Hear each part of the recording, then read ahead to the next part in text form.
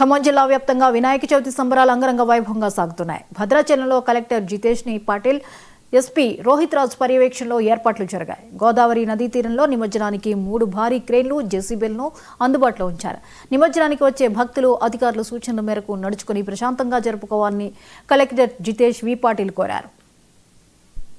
అందరికీ నా ఒకటే విజ్ఞప్తి, మన వినాయక విగ్రహం అంటే ఇప్పుడు ఈ దేవుడికి మనము గోదావరిలో అర్పణ చేసే సమయంలో ఆగమై దానికి రద్దీ చేసుకొని ఇబ్బంది పడద్దు ఎవరు కూడా. సో దయచేసి మీరు ఎంత నెమ్మదిగా ప్లాన్ చేసుకొని పోలీస్ వారి సందేశం అనౌన్స్మెంట్ పాటిస్తూ ఇక్కడ వచ్చేస్తే ప్రశాంతంగా అందరికీ అవకాశం దొరుకుతుంది. అదేవిధంగా ఈ ఘాట్ దగ్గర రావడానికి దయచేసి ఎవరు కూడా తొందరపడొద్దు. ఇక్కడ వాలంటీర్స్ ఉన్నారు, టీం ఉంది, వాళ్ళే మన మన దేవుడి విగ్రహానికి ఇక్కడ తీసుకొస్తారు అండ్ దానికి మంచి మర్యాదగా గౌరవంగా గోదావరిలో సమర్పిస్తారు.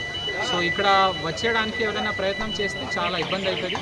ట్రాఫిక్ మేనేజ్మెంట్ కూడా ఒక పకడ్బందీగా చేయడం జరుగుతుంది. కాబట్టి దయచేసి డీజే పెద్ద సౌండ్ పెట్టి డాన్స్ చేసుకొని అవన్నీ చేసుకొని ఎవరు ఇబ్బంది పడొద్దు, వేరే వాళ్ళకి ఇబ్బంది పెట్టొద్దు.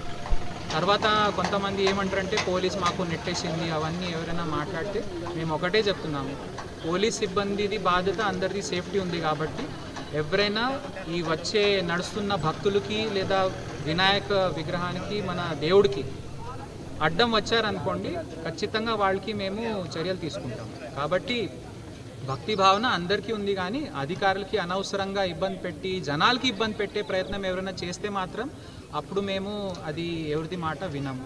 Okay, public safety first priority కాబట్టి మంచి ఏర్పాట్లు ఉన్నాయి. కాబట్టి అనవసరంగా ఈ సౌండ్ ఎక్కువ చేసి ఫైర్ క్రాకర్స్ బ్లాస్ట్ చేయడం, దానివల్ల ఆగం ఎవరు కావద్దు.